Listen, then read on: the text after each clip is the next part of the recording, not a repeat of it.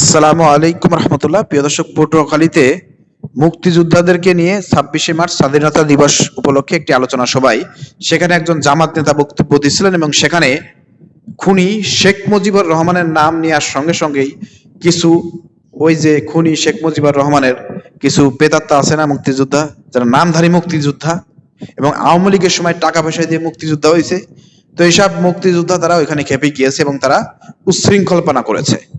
প্রশাসনের উচিত ছিল ওই সময়টা জামাত নেতার বক্তব্য না থামিয়ে ওইসব উচ্ছৃঙ্খল ভুয়া মুক্তিযোদ্ধাদেরকে অডিটোরিয়াম থেকে বের করে দেয়া। কি বলেন আপনারা?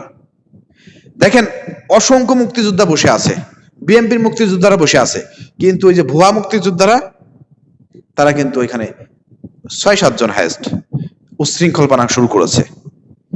এতেই কিন্তু অনুষ্ঠান পণ্ড হয়েছে। তো তাদেরকে ঘাট ধাক্কা দিয়ে বের করে দেওয়া উচিত ছিল, কারণ তারা কি ভুয়া মুক্তিযোদ্ধা। আর এদেরকে এখানে কেন ডাকা হয়েছে? কারণ ৭১ সালে ওই সময়টা শেখ মুজিবুর রহমানের কোনো ডাকে কেউ, আওয়ামী লীগের লোকজন কেউ মুক্তিযোদ্ধা করে নাই।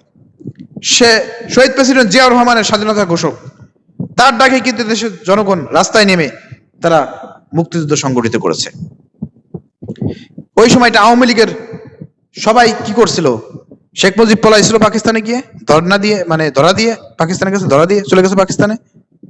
আর আওয়ামী লীগের নেতা কর্মীরা সব চলে গেছে আপনার ভারতে। ভারত থেকে দেশ স্বাধীন হওয়ার পরে দেশে আইসে তারা সব মুক্তিযোদ্ধা হয়ে গেছে।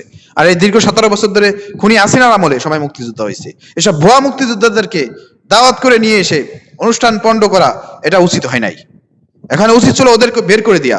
এবং বিএনপি সরকারের কাছে আমরা আবেদন করতেছি যে ভুয়া মুক্তিযোদ্ধা এই যে 1 লক্ষ 2 লক্ষ বানানো হয়েছে, অরিজিনাল 50,000 মুক্তিযোদ্ধা আছে হাইস্ট ক্যালিবারে, এদেরকে রেখে ভুয়া মুক্তিযোদ্ধা সব একবার বাদ করে দেন। এবং এরা এতদিন যে সুবিধা ভোগ করেছে, সব সুবিধা ওদের কাছ থেকে কড়াই গন্ডায় ফেরত নিতে হবে,